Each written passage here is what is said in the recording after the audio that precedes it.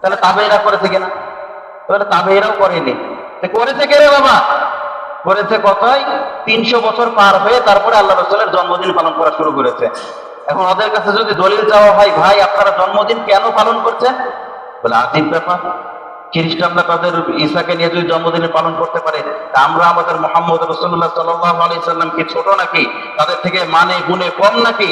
তাহলে আমাদের তো আরো বেশি পালন করা উচিত, এই বলে আমরা পালন করি। ভাই আপনাকে আমাকে যে কোনো কাজ করার আগে এই জিনিসটা স্পষ্ট ভাবে বুঝতে হবে যে ইসলাম কোনো ধার করা ধর্ম নয়, ইসলাম কোনো ধার করা দিন না, ইসলাম কাউকে অনুকরণ করে না, বরং ইসলাম হলো পুরাপুরি পরিপূর্ণ একটা ধর্ম। The coded life of Islam. ইসলাম কি? একটা পূর্ণাঙ্গ দিন, যেটা আল্লাহ তাআলা কোরআনে কারিমে বলছেন, আল ইয়াউমা আকমালতু লাকুম দীনাকুম ওয়া আতমামতু আলাইকুম ওয়া নি'মাতু ওয়া রাদিতু লাকুল ইসলাম দীনা। যে এই ইসলাম হলো একটা পরিপূর্ণ দিন, পরিপূর্ণ ব্যবস্থা, জীবন ব্যবস্থা, জীবন আদর্শ। অতএব আমাকে আপনাকে যদি কোনো কাজ করতে হয়, আনন্দ করতে হয়, তাও ইসলামের আলোকেই করতে হবে। যদি আপনি আমি শোক পালন করি, তাও ইসলামের আলোকেই করতে হবে।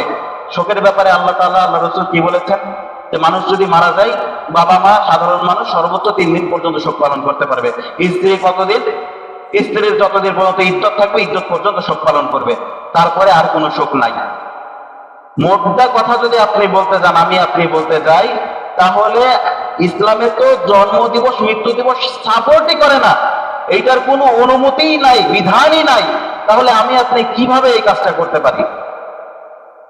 খালি খ্রিস্টান ধর্ম কেন, পৃথিবীর যত ধর্ম আছে সবাই যদি তাদের প্রেরক, মাত্রাবাহক অথবা মেসেঞ্জার, দূত, নবী, রাসূল যাই বলেন না কেন, তাদেরকে এনে যদি উৎসব করে, তারপরেও কোনো মুসলমান ঈদে মিলাদুন নবী পালন করতে পারবে না।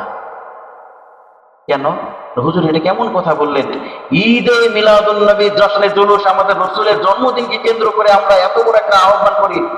ভাই একটা কথা মাথায় রাখবেন, আমি আপনি যেই হই না কেন, যেইটা ইসলামের ভিতরে নাই, আল্লাহ রাসূল বলেননি, সাহাবায়ে কেরামরা করেননি, তাবেঈরা করেননি, তাবেঈনরা করেননি, মুহাদ্দিসে কেরামরা যেটা উল্লেখ করেননি, সেইটা সৌন্দর্য যতই হোক না কেন, এইটা বেদাত, এইটা করা যাবে যাবে না। যেহেতু আপনারা বলছেন না, তার মানে অবশ্যই যাবে। কথাটা একটু অপছন্দনীয় হয়ে গেল আপনাদের।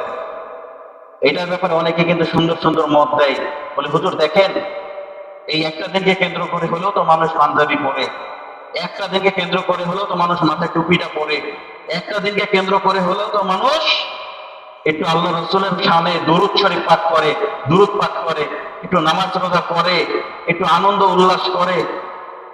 ভাই ইসলাম কি একদিনের জন্য এসেছে নাকি? আমার কি, আপনার কি মনে হয় ইসলাম একদিনের জন্য? সারা বছর আপনি রং তামাশা করবেন, আনন্দ উল্লাস করবেন, আপনার পহেলা বৈশাখ আসলে ইলিশ মাছ ভাত খাবেন, হ্যাপি নিউ ইয়ার আসলে আপনি নারী মত নিয়ে আপনি রাত পার করবেন, আর যখন ঈদে মিলাদুন নবী আসবে আপনি একটা পাঞ্জাবি পরে নিলেন, মাথায় একটা টুপি দিয়ে দিলেন, ট্রাকে উঠে এবার ফুল দিয়ে আপনি পুরা শহর ঘুরে বেড়ালেন, আর আপনি আশিক রাসূল হয়ে গেলেন। আর যারা আল্লাহ রাসূলের জন্য জীবন দিয়ে দিল, আল্লাহ রাসূলের দিন প্রতিষ্ঠা করার জন্য ঘর ছাড়া হচ্ছে, বাড়ি ছাড়া হচ্ছে, তাদের অর্থ উপার্জন সবকিছু বিলিয়ে দিচ্ছে, তারা কি এখন সব মানে মানে কি বলবো এটাকে, ভুয়া পার্টি, মানে সাধারণ পাবলিক হয়ে গেল? তাদের ভিতরে ইশকে রাসূল নাই। আরে ইশকে রাসূল যদি প্রমাণ করতে হয়, তুমি তোমার সুন্নাহ দিয়ে প্রমাণ করে দেখাও। তোমার মুখে আল্লাহ রাসূলের দাড়ি নাই, তুমি ইশকে রাসূল দেখাও। তোমার মাথায় আল্লাহ রাসূলের শানের মতো চুল নাই, তুমি ইশকে রাসূল দেখাও। তুমি 5 ওয়াক্ত নামাজ মসজিদে গিয়ে পড়তে পারো না, তুমি ইশকে রাসূল দেখাও। অথচ আল্লাহ রাসূল সাল্লাল্লাহু আলাইহি সাল্লামের ইন্তেকালের শেষ কথাটাও ছিল আস-সালাত, আস-সালাত, আস-সালাত।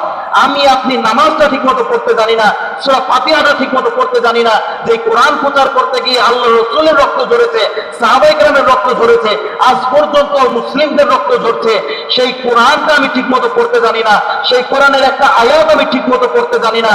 তুমি মিয়া এই কিচ্ছু ঠিকমতো পারো না, আর একদিন তুমি ট্রাকে ঘুরে চক্কর মারবা আর তুমি একবারে বিশ্ব সেরা মুসলিম হয়ে যাবা।